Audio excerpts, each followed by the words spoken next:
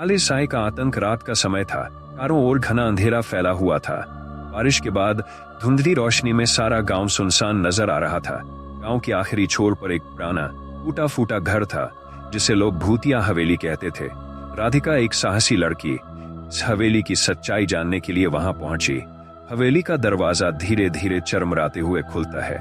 राधिका धीरे धीरे हवेली के अंदर कदम रखती है। भीतर हर जगह धूल और मकड़ी के जाले थे। अचानक उसे दीवार पर लटकते एक पुराने चित्र पर नजर पड़ी। चित्र में एक औरत थी जिसकी आंखें बिल्कुल काली थीं। चित्र को देखते ही राधिका के शरीर में एक अजीब सिहरन दौड़ गई।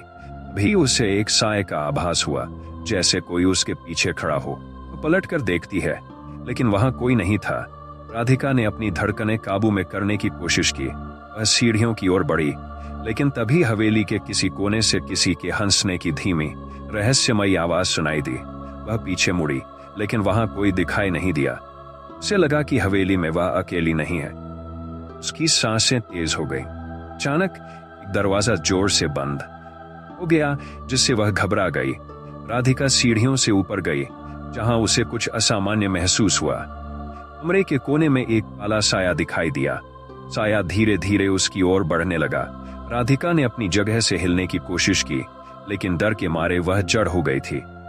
साए ने उसकी ओर इशारा किया और तभी हवेली में लगे सारे लैंप एक साथ बुझ गए। अंधेरे में सिर्फ साए की काली आकृति चमक रही थी।